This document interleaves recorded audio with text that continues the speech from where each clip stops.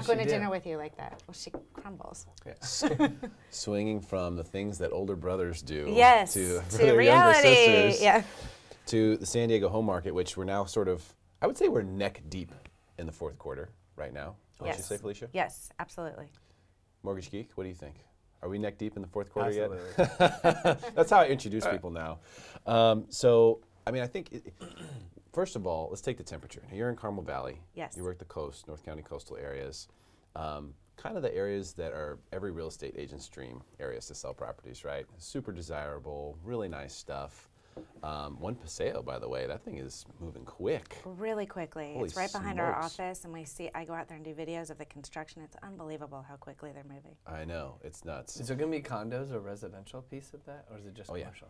There's going to be some residential rental. Oh, nice. Yeah, it was a very good deal for the developer. They are getting a lot of bang for their square foot buck. Let's put it that way.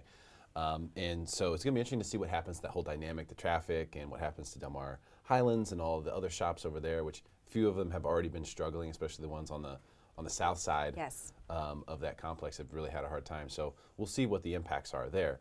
But speaking more globally to like the whole area, let's say that you service, how would you describe the current state of the market right now? My North County coastal area is very, very strong. I mean, our inventory is extremely low, and there are still a lot more buyers out there than there are sellers, hence the low inventory. We are seeing a significant amount of activity on each individual property, so I try to add value to my clients and try to get them into a property before it even ever goes on the market, so they're not competing with others. But the market is still very strong, which you would think fourth quarter people are thinking about, kids in school. The schools are a big deal where we are. Kids in school, holidays, a lot of other things going on. People are not thinking about moving. Those buyers are out there. They are out there. And if you could get the sellers to be willing to sell, I mean, it would make a big difference in the market because it is so strong now for sellers. Yeah, isn't that the truth though? I mean, like with regard, there are plenty of buyers, plenty of people who want to buy. Sellers have gotten a little off the deep end, I think, in some places. I don't know what your experience has been, but what I've seen, some sellers have just gone bonkers, bananas, with what they're expecting to be able to sell places for. Like, it's one thing to have a turnkey, like pristine listing that you want to get top dollar for. That's another thing to have a place that needs $100 grand that you want to get top dollar for. Have you seen that at all? I see it a lot, and I work with my sellers to not have their property need $100 grand put into it. I try to have them do it before they put it on the market, because this is what I always say to my sellers. When they're walking through your house, everything that they think they need to do, they're going to put $3 to every $1. So if it needs new floors, those new floors to them are $40,000, $50,000, when you can get all new wood floors for $15,000. So I always try to put my houses on the market where they've kind of already done that. They've done the paint, they've done the upgrades that need to be done. You can't get that with every seller, but it makes a big difference in the market. Buyers say they're willing to pay for that because they can finance it. Gotcha. As opposed to, our market's expensive, as opposed to going into our market, having to put a big down payment down, and then having to have all this money to redo the house. So they'd rather, this is what drives our prices up, they'd rather pay for those upgrades through financing. 100%. And it makes sense for It's everybody. only 20%, right? Yeah. Yeah. Only $2,000 of every $10,000. So on the financing side, it really does make sense. As the bank, we'd almost rather have it already be upgraded by the time of the financing too, because there's less, we look at it as a collateral piece. So let's get the mortgage side of this, since we got the Mortgage Geek in the house. And I'm just expecting to bust out a rap any second. Where are the glasses? If you haven't liked the Mortgage Geek page, go there right now and you can check out the most recent video, which is a rap. Yes. Literally, mortgage rap. Maybe the first one in history. It's an epic. From your standpoint, like, how do you gauge the market? Do you look at like, hey, this is how many pre-approvals we have out versus like how many people are in escrow, and are you able to sort of get a pulse on what's going on based on that, since you're able to see the whole bank's activities? Yeah, I mean, we used to look at how many pre-approvals that we had out. We'd kind of say, okay, well, we have, let's say, 100 pre-approvals right now, so next quarter we could, anticipate maybe 25 million, on an average loan size of 450, kind of like 4C. Right. But because there's like literally so many buyers, and the properties out there, you see like the same property, right? It's like it's on the MLS for a long time, or if it's priced right, and or if it's upgraded, that thing's smoking off the, you know. So the how many escrows that I have currently compared to how many pre-approvals that I have is like, I cannot gauge it. Yeah. It's like 400 to 30. You know what I mean? I've never had so many. I have lists of them, and I'm like, hey, you know, and they're like, we're still searching. So I'm excited for 2018. I personally have been hearing, hey, I'm going to wait till 2018. I'm going to wait till 2018 to list my property. Yep. And I made that bet. I think that 2018 will be the largest listing year. And I just think that some people are now seeing that the prices have come up, right? Because we always want to get, into my eyes, like a peak. I want to get to a place where the market, the general public, the sheep, want, you know, consider it to be the peak of the market. Okay, cool. Now let's list your home, right? Let's actually bring something to the market so that we can start, you know, having some turnover going on there, having buyers actually be able to, having the listing, having the seller be able to actually go and find a property. So that's why I think 2018 is going to be a great market. What do you think about 2018? I have an opinion, but I want to get yours in here first. I hope it matches mine. I think 2018 is going to be amazing.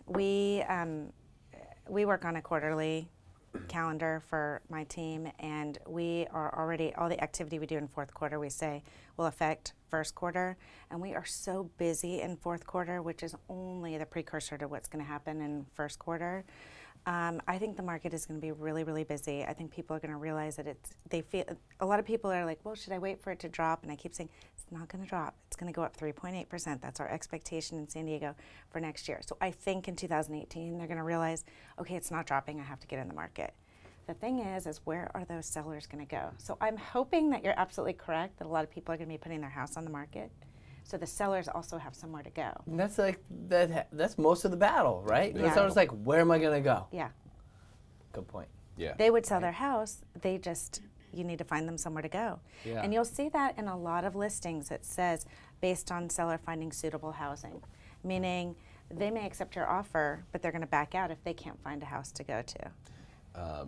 One of, let's see, how do I not call this person out? Someone that I know sold their house and bought an RV. You know that little RV park over in Del Mar, right by the fairgrounds? Yeah. Parking right there. It's a nice place to be. Not bad, huh? Yeah. So now that's a way to. Yeah, is that Matthew McConaughey? Did he move down here from Malibu? Yeah. You're talking about like timing the market. That's kind of crazy. Yeah. But you know, I don't want to say it's crazy, but it's aggressive. You know, it's you're really sure of what's happening. But in this case, I agree with Sean. I've been hearing the same thing. A lot of sellers are looking at spring next year, saying, you know, this whole year been going, you know, yeah, it's great. I really do want to sell, but I have nowhere to go. And the past couple of years, I've been saying the same thing. Be great to sell, but every month I wait, I get paid to wait. So what am I in a hurry for? It's kind of, yeah. Yeah, it's like looking at your stock going, yeah, we should sell that. Oh gosh, it's up another $5 this month. I'll look at it again next month. Right. And that's kind of what's been going on. So eventually you get to a point where people go, okay, our life circumstance changed 2 years ago. We still haven't sold. We need to do it. Let's put something on the calendar. Right. And a lot of times, like especially with Win This Listing, when we talk with people, they're like, yeah, we've been wanting to sell for like 2 years, and we just haven't gotten around to it because there's been no motivation. What's the motivation when you're getting paid to wait to get in a hurry? correct. Right. There's no motivation. Right. So a lot of times they say, you know what, we wanted to do the show just so that we could have like a drop dead. We have to put our house on the market because we're doing this show. That's one of the things that people wanted to do. Right. So that is going to change though next year. I do think we're going to see a lot of units. I think next year's going to be big for units. The real question is just when does it start? You know, when do those people who are like, okay, I'll sell. I know market value maybe could be 700,000, but I'll sell for 650 because I bought it for 350. Mm-hmm. Yeah. So like people will start taking haircuts. They're like, you know what? I need to sell. I need to move on. This house doesn't work for us anymore. Those things are going to start happening. I think that will normalize pricing. I'm not saying we're going to see like a crash or anything. Mm-hmm. I think it'll normalize though. Just a little bit of a correction. I think we'll see just a normalization. You know, instead of the bonkers situation we've got where people are way overpaying, paying above appraisal, you know, on purpose and things like that. I think you'll see that stuff settle down a little bit. That's my opinion. We're actually writing our offers, thanks to Sean's help and being able to do this sometimes, we're writing our offers without appraisal contingency because of the strength of the market, that we just don't have to worry about it. How does that work? Sean, from a Mortgage Geek standpoint? I mean, Felicia and I have a little, we're still protecting the buyers because we still have our inspection contingency in there. And so technically what's an appraisal? It's an inspection, right? And so you still have that. We are also writing a no loan contingency. You still got your inspection. We know it's all based upon getting all the paperwork. As you guys know and heard about it multiple times, like I collect all paperwork up front. So mine's not like, is it an iffy, is the deal going to go through? So we have confidence and we're very confident in the offers that are being sent over. And then the listing agent, also hears that confidence and having us be a team, that's huge. How many deals have you really closed with the other team? So I think that helps tremendously to kind of remove that, the more contingency you have in there, the less likely the offer is going to get accepted. So the less that you can put in there and kind of fall back and just make sure that the lender's doing like the right job is useful. And then also, having our own appraisal department is also very helpful. Yes. So. But for us agents, we really need to have a lender partner that we feel can really help our clients in that sense. Yeah. I mean, I would never write an offer without checking with Sean and making sure. I mean, my job is to protect my clients, right? But having such a great, strong partner gives my clients the advantage when negotiating. Just did it this weekend. Just wrote one without an appraisal contingency because there were multiple offers on the property and needed to be competitive. He's already received all of the documents from the client. The area pens out. I mean, it just Makes sense. It works. But you have to have a good partner to work with. Yeah. Our in-studio audience has been too quiet. I don't know. Can we hear from the in-studio audience over here? You guys are doing it. Too quiet. I want to hear. I want like cheering, and I want stuff. Throw stuff up here if you disagree. Like, let's get it going. Sneezed, I got called out. Sneeze away. It was like, shh. Hey. I remember that. Here's the big question. And I remember some people, really smart people. Last time we were in a crash and we had a buyer's market. Some really smart people I know were saying this could be the last buyer's market you ever see in San Diego. Do you guys think we'll see a buyer's market ever again in San Diego? Sort of like they haven't seen one in decades up in San Francisco, for example. Have we seen the last one in San Diego, do you think, Felicia? I think in my career productive lifetime, we will not see a correction, a buyer's market like that again. That's a bold statement, man. That's a bold statement. I like it. Yeah. As my husband says, this is the finish line. You want to be in San Diego. It's beautiful. We have, everything here. We have great schools. We have, you can live your life indoor, outdoor, and there's so many more buyers that want houses, and the land is gone. I mean, there's just not a lot of land, especially coastal. So I don't really think we're going to see a huge correction. Okay, and you think it would require a huge correction in order for a buyer's market to take place, basically? I think it would need to be a significant correction. Okay, wow, that is stamped, sealed and delivered. What do you think, Mortgage Geek? I like it. Yeah, you agree? Listen, I've said multiple times, I think there's going to be a correction in the market. I think that there's going to be able to have more listings. I think that there's going to be more places for people to go, but it doesn't mean it's going to become a buyer's market, right? Just means that, hey, you're not going to be paying like over what the list price is. You're not going to be fighting with 17 and 20 offers on every single house. Cool. That's still a seller's market to me. Like if the sellers, still put it on there and they're getting 1 or 2 buyers less than 60 days, like that's a good market, right? It's not going to be like all of a sudden the buyers are saying, hey seller, you got to come down 50 grand or I'm just not going to buy your house. And the seller going, oh geez, I got to do it. This is my only buyer. In San Diego, what's so weird is that I see that actually happening in like North Carolina already, like because I see what buyer's market? Buyer's market, yeah. Really? It's different. It is different over there. So I just don't see it here in San Diego because I agree. I woke up and I was calling one of my friends today who's an agent, and I was like, I love San Diego. I love my life. It's sunny out. My family's cool. I'm going to work. I love it. Oh my gosh. And he's like, you're the most positive person I've ever spoken to. And it's like, well, because I live in San Diego. What's there to be upset about?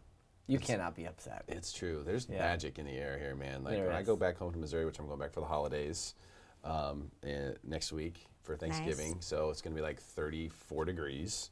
Like I don't even have those clothes. I have to get out ski gear, you know, in order to go back home. Right. Like that's just the way it is. People there, they have it all, you know, already. You know, it's like this isn't unusual. In fact, it's going to be relatively warm for that time of the year. It'll get up to like 45. So, but it makes such a big difference about what you think you're going to do recreationally, like with your family. If you're in San Diego at the holidays, you're thinking, oh, we're going to go on hikes and we're going to go, you know, down to the bay and take a walk and we're going to watch this. It's all outdoor lifestyle stuff. Where there, you're like, okay, well, we'll go to the movies, and it's just a very different. That's why I think people are so happy. Yeah.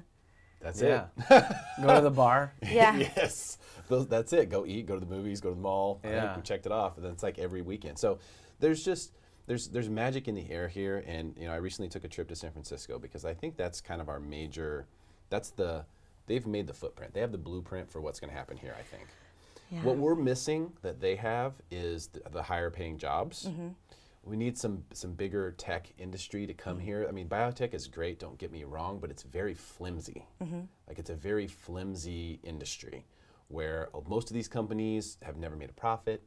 A lot of them are just like hoping this one drug will like get FDA clearance and then they'll be worth gazillions of dollars, but if it doesn't, they're out of business. But then they get bought anyway.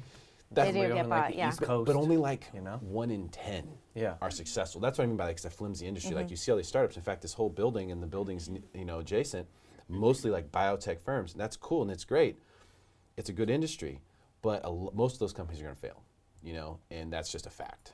So I would like to see a more stable industry here, like the technology stuff. Qualcomm, awesome. Amazon talking about coming here. In fact, they're opening up another 500 person. Isn't that going to be 50,000 people that they're bringing? That's the one that they're looking at. That's not confirmed yet. They did increase the size of their current operation here by 500 people, but they have not confirmed that they're moving their second home base to San Diego. Although Chula Vista's really trying. I mean, who chose Seattle? I mean, look at Seattle. I mean, come on, people. Dude, I'm originally from Seattle. Yeah. We're talking about Amazon, Chile, Expedia, Bowie, Redfin, Microsoft. I mean, come on. It's like endless. It's like, oh, my house just went up $100,000 yesterday because Microsoft brought in 50,000 more employees. I'm like, I know. What? Why Who chose Seattle? I don't know. Because the housing market was prime for it. Yeah. That's the thing. I mean, we lived in Atlanta for 8 years, and after 9/11, a lot of the companies from New York moved down there because the housing market was great. Affordable. Yeah, and they could bring in, they could attract good people because they could live a great lifestyle. So that's why I think San Diego's the place they should all be coming right now. Before it becomes they would like San Francisco. You know what I mean? Yeah. Like you can get, I mean, what you get in San Francisco here, it's literally a third the price here. Yeah. Yeah. 1/3. So, and in my opinion, dramatically better place to live. Mm-hmm. Warmer weather, just way better. More space altogether. You get more bang for your buck. You're not riding a bus for 2 hours to get from the city to your job and 2 hours back. Yeah, traffic's not as bad. Well, look how cool like Carmel Valley is, where Felicia works and everything, right? Carmel Valley, I mean, you can have a huge house, large lot. It's not like it's expensive, right? But it's not like over the top, right? But you're still like super close to the beach, super close downtown. You can go to North County. I mean, it's kind of like a central. 20 minutes from the airport. It's really easy to kind of get in and out of there, which I don't think really San Francisco or even LA even has anything like that still, but San Diego has that much to offer. Yeah, what is like average price per square foot in Carmel Valley? Is it like 300, 350, something like that? 475 to 525. 475 to 525. So if you look at what the stuff that I was looking at when I was in San Francisco was thousands per square foot. Nutty. So anyway, the point is, I go there and I look at it and I'm just like, what do they have that we don't have? And that's it. It's just those big tech companies. It's just the jobs. Correct. Jobs. Those people are being pointed this direction by a lot of different things. Idea District downtown, which is designed for tech companies to move into San Diego. Just overall cost structure and the increasing costs in some of the other areas like Seattle or San Francisco or New York, which is also out of its mind. Yeah. I was in New York in September, out of its mind. I always look at the real estate when I go Yeah, around, like, just see what's going on. $2,000 a foot is like normal. your apartment's the size of this table. Yeah. Yeah. I mean, it is crazy. So I think we have a lot to offer here, and I just think it's a matter of time. That's why I'm concerned about the fact I honestly don't think we'll see a buyer's market. Like a market where buyers are dictating, where buyers have so many options they don't know what to choose from, where they're like, no, you have a list for 500, 450. Like, I just don't think that's happening, you know, in San Diego again. I don't see it happening, and I just think as soon as buyers get in the market, the better for them. I mean, because the growth is here, there's a lot of people behind them that want to buy, and you look at the age of the population, the earning population, and I don't think there's going to be a buyer's market. Well, and that's why it's so important for buyers to work with professionals. You know, Felicia, like, look at our numbers. It's booming, right? Hey buyer, it'll get you in, or you're going to be on the sideline, and it all depends. I'm sorry to say, not sorry to say, but it really depends on your agent, like their credibility, how many closed transactions do they have, their relationships, are they specific in that market, like these onesie twosies, you know, that are coming in and say, I do all of Southern California. It's like, great, you know, Yeah. You don't really know this street's better than this street. This one is, you know, worth this much. And so I think that working, you know, with like Felicia and her team and the actual professionals is huge. I mean, it's something that they have to actually do, or they will literally be left on the sidelines. So the question is now, should Thank we? you, Sean. Because yes, and that's a glowing testimonial from one of the top, you know, loan originators in all of San Diego. So you should be very flattered by that. But I am. the question now is, should we bust a flow? Like, I mean, should we break it out right now? Because I mean, I know you were talking about earlier busting wraps out. You said no. Because I mean.